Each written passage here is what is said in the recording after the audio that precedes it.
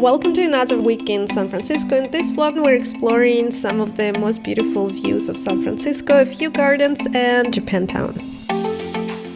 Good morning, it's Monday, it's a new week. We just came from a road trip to Yosemite National Park. It was really cool. It felt a little too short, but then I also realized that we're just started the busiest season. So we literally were one day before they have this official reservation rule, meaning that you cannot drive into the park unless you reserved. It was a great first trip. I really recommend it. It's such a beautiful place. I'm doing the whole separate episode on our trip there and with the tips and locations you should definitely check out if you go. And for this week, we left things off as this apartment visit. So this week we need to decide and give our response to the owners. We didn't do like a proper apartment hunting. We just had this opportunity from a friend. And then we also have a building that we really liked at our last stay. So this is the two things we're comparing. And we kind of need to communicate our decision to the friend this week. Well, the earlier the better. So this is our number one priority. Outside of that, it's just a regular discovery of San Francisco.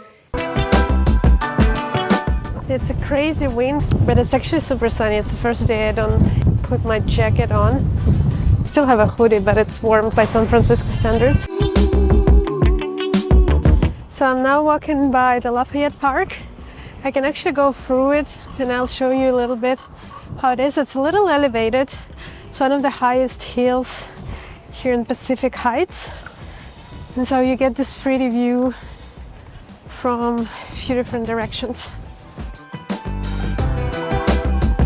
Lafayette Park turned out to be one of my favorite parks in the area. I really love that it's elevated and you can just walk around and enjoy the nature and the city views or people watch.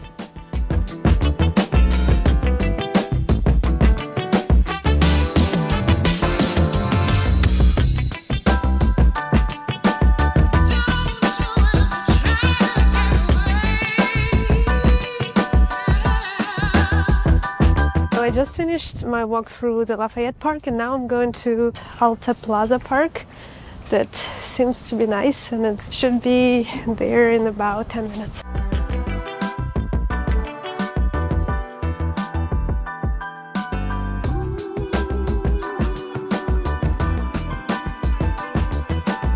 One of the big surprises in San Francisco for me was how many flowers they have by the house entrance. Before we stayed mostly in the financial district and you don't have the standalone houses like townhouses, and here in Presidio Heights you have mostly townhouses, especially in this area. This is all this fancy streets and like literally every house has some flower planters and it's just such a nice walk to have this beauty around you. It just feels very suburban but in a good way.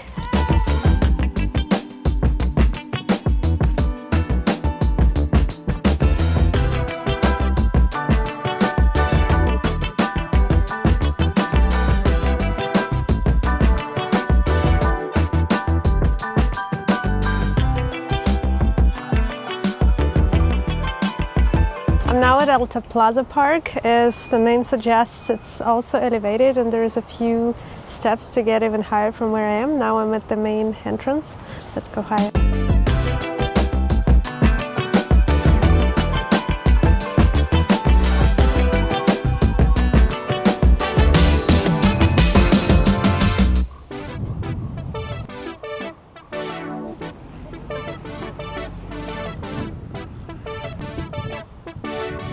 This park is definitely more elevated and it's also windier because it's just higher up, so nothing hides the wind, but it's very beautiful. I don't even know if you can hear me even though my microphone has the wind protection, but the wind is just super strong. But yeah, this is a cool park as well and it's 15-minute walk from the house, so I might come here a couple more times. But if you're in the area, I definitely recommend checking this one out.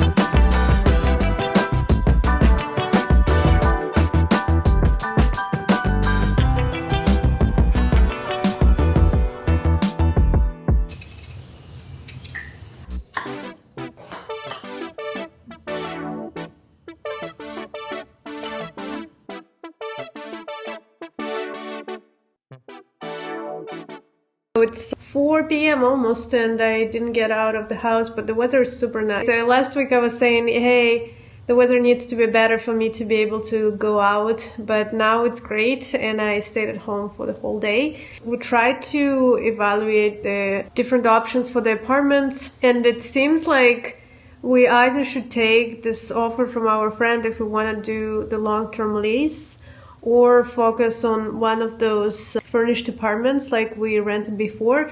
I started researching some more options in different buildings, and then when we tried to calculate the long-term lease, it only compares to their sign-in offer where you get a discount. So counterintuitively, it's actually better to rent fully furnished service from this company than to just go for the direct lease, at least for this building, because what we did not anticipate is all of the things you have to pay on top, like amenity fees and other stuff.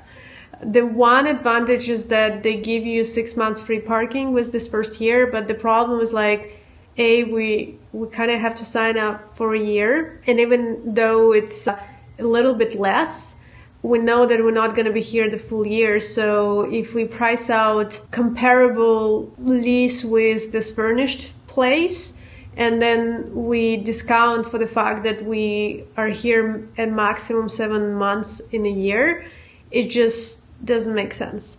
And like it's kind of a constant struggle between, do we want some stability and furnish the apartment and just have it, or do we like just do what we do now and sort of price out and like figure out the short-term solutions every time we come. So now if we continue doing this, we'll just have to plan a little more in advance and book maybe 3 months at a time, where I come for a month or two, and then Kevin stays for the full period. So yeah, it's kind of a numbers gymnastics that is not super obvious, but I was spending the time doing that, and now my upper back is super tense, so I need to go for a walk. But yeah, we're getting closer to figuring out this whole apartment situation. I have to send an email to our friend today to let her know like whether or not we're interested.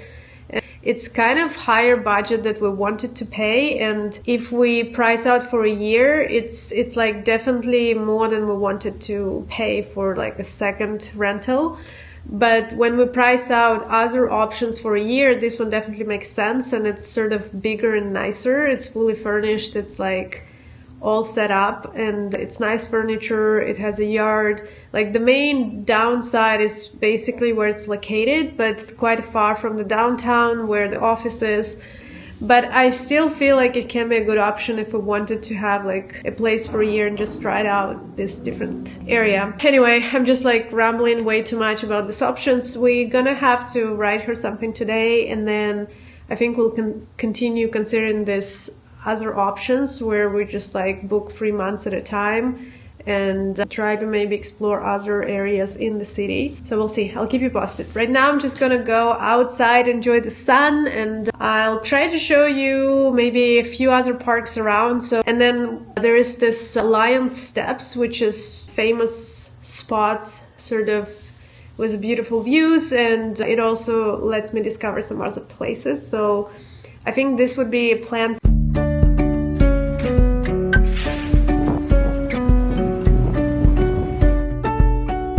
I'm just 15 minutes away from the Lyon Steps. It's pretty much a straight shot, and it's still nice weather. So I'll see you at the Lyon Steps.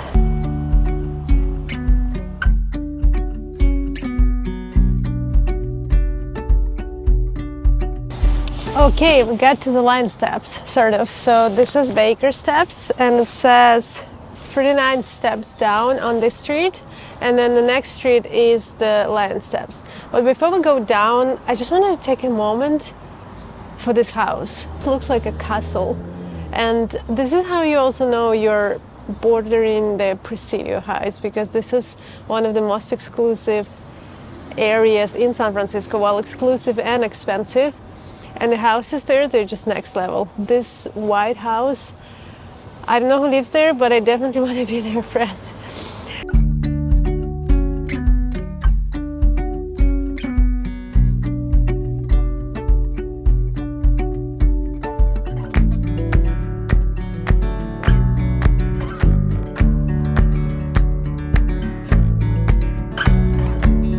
definitely see why this spot is famous, because the view is really outstanding. And the difference between the up high is that here you don't have any trees, so it's this open panoramic view that you see behind me, and you have a Palace of Fine Arts that is right in the middle, and then this beautiful straight view to the San Francisco Bay.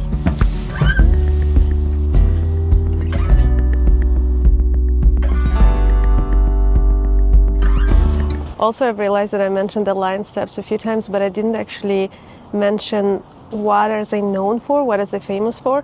So this is one of the best hidden, like kind of hidden panoramic views in San Francisco.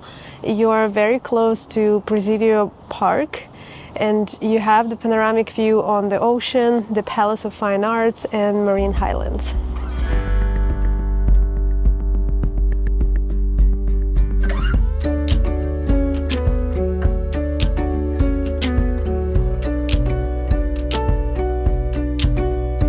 So now I'm at the Lyon Street Steps. It's actually a street that is made of steps.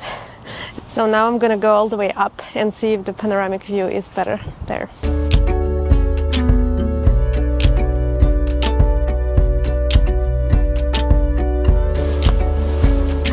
Okay, I'm almost up. I'm to the last section.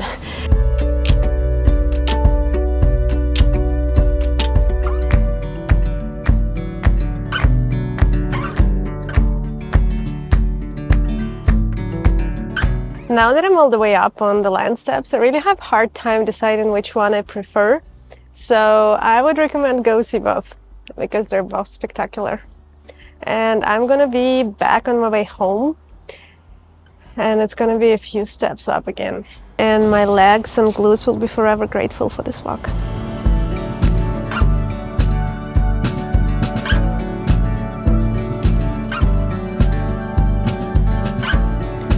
Good morning. We are Tuesday? We're Thursday. Yeah, we're Thursday. Weather was really good this week. It was sunny all the days. I don't know how I managed to get sick or if it's allergies, but yeah, aside from that, it's really nice week. And I went for a few walks the previous days, but not as much as I wished, especially for this weather, and it's not gonna stay like this for the next week. So I decided to go a little further than I usually would go, and go to one of my favorite coffee shops. That's The Meal. If you've seen any of my episodes about brunch or coffee shops in San Francisco, you definitely seen this place. It's like 30-minute walk from the apartment, and I figured that it's a nice weather, and the challenge is that there's not a lot of places like tables where you can sit, and it tends to be busy. But I never really went there during the week, so we usually go there on the weekends, because it was always like further away from where we lived. This apartment is kind of the closest.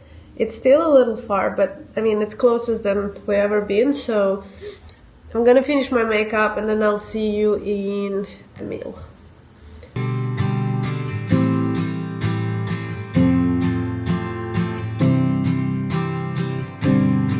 So I'm on my way to The Meal, and it's a little colder today than yesterday. So I mean, it's still super sunny and nice, but as you can see, it's quite windy, and it's the wind is kind of cold, but it's still a nice way to go. So it's about 40-minute walk. There's like a few different ways I can go. I decided to take the California Street, so I'll show you a little bit more how it looks in the other direction. This is the street that this cable cars go on. And this is the one also that has this hill with the beautiful Bay Beach view that I spoke about earlier.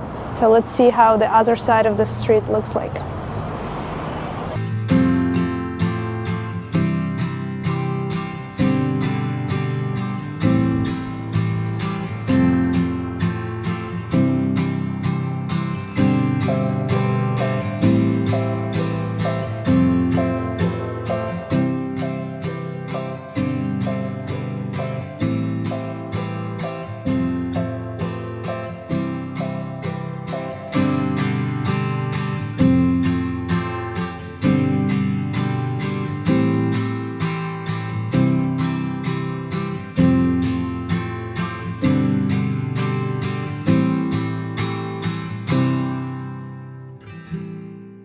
I had my favorite toast, but they were actually out of the bread I wanted to buy.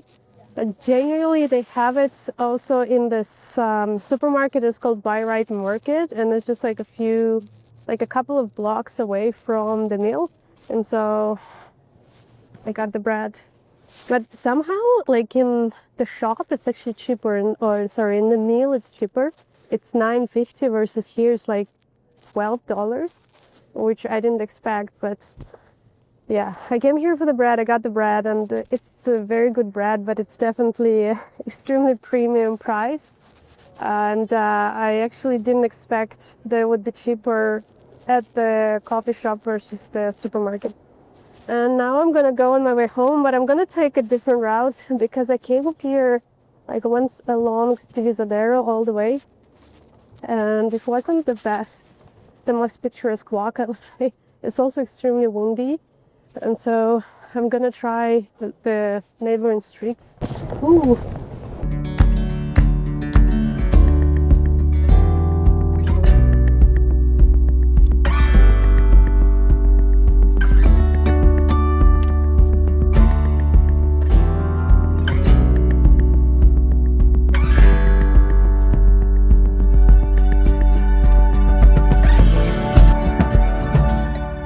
So it's about midday. I feel that I want to get out. It's also nice weather, and it doesn't seem to be as windy as yesterday. And yesterday I actually walked, on my way back, I walked through Japantown, and this is where I want to go back today. I have a few places mapped, but the ones I definitely, like the two things I definitely wanted to do, there's this bubble donuts that looked super cool.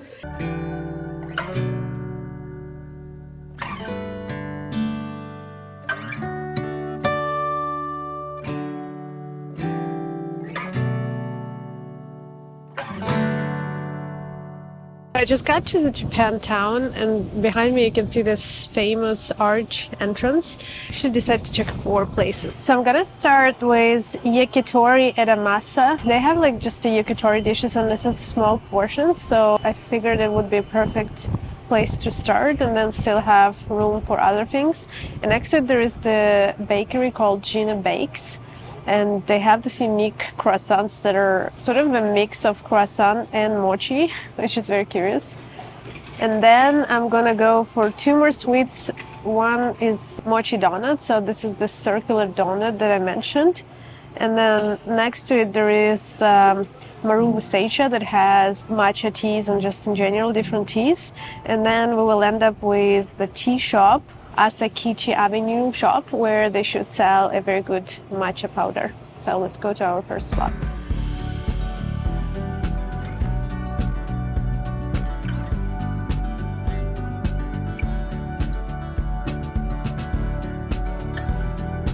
To my first building, and it's the one with the yakitori and the Gina Bakes.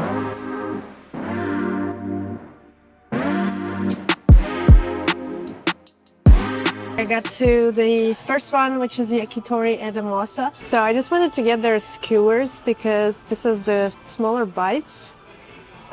Okay, I'm a bit confused because they don't have a description of things inside, but the lady told me that I can order like any of this sort of set menus and then add stuff on like as a extra.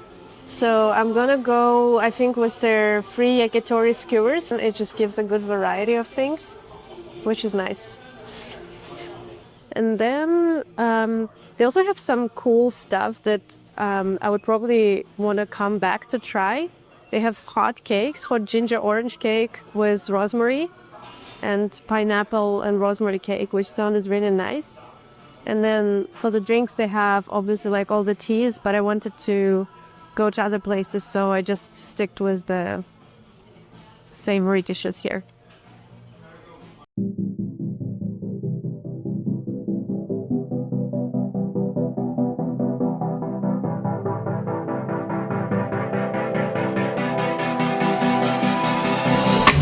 Let's try it. How's everything tasting? Yeah, it was really good, yeah. So this one is a little sweet and sour. It's very juicy and flavorful. It's really good. And this is a really good texture for the barbecue. It's not dry at all, it's quite juicy. And the sauce is like the sweet sour sauce, but it's not overly sweet, which I really like. So apparently I thought it was a sauce, but apparently it's chicken bone broth. And you're supposed to just eat it with a spoon, but to me it's a little too rich. I mean, it's a good flavor, but it's just like super rich. And the other thing the lady said is it's quite yummy with whatever spice they have here. So I'm gonna try what's this. I don't know, it might be very spicy. I feel like I'm kind of out of place in yakitori, and I need to come with somebody who actually explains what to eat how. It's pretty good. Yeah, with the spice, it definitely adds more flavor, and it's pretty good.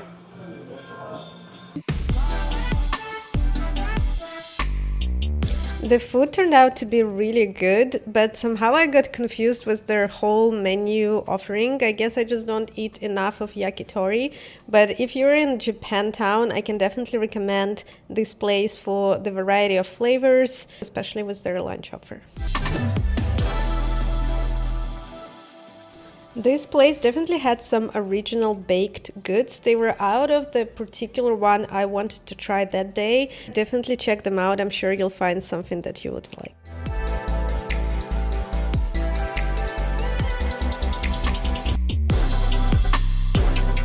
This shop was recommended to me for the best matcha in town. It's not bitter at all. It's really high quality, and given the matcha prices, this even seemed reasonable. Another matcha spot that is very popular is Marina, and they're known for their elaborate matcha drinks. Okay, I finally got my matcha. I wanted to try is the one with this matcha cream on top. I actually don't know if I need this.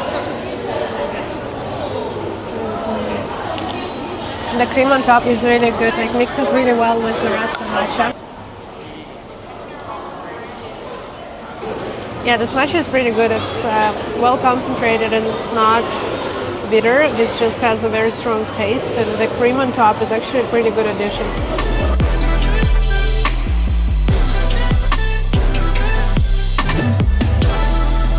And the last spot for today is the Bubble Donut. Can I get a cinnamon sugar? No, I think that's it. Thank you. Okay, so I'm back home. I'm gonna try this bubble donut. I like that it has these little bubbles because you can just take a piece and you can actually share it easily. I don't know if it's something I would be buying very often. As far as donuts go, I think this is a good format. They also had other tastes. I didn't take them. The good points is that it's not greasy. So it's just, the dough is very airy, but then it's a little more chewy than you would expect from a donut. I would give it 7 out of 10. If you're trying it for the first time, I think it's worth it, but I'm not sure if it's going to become my regular treat. I think it was good for the first discovery of the area, and next time I'll do a bit more research to know what other places we should try. Hope that was helpful first tour of Japantown.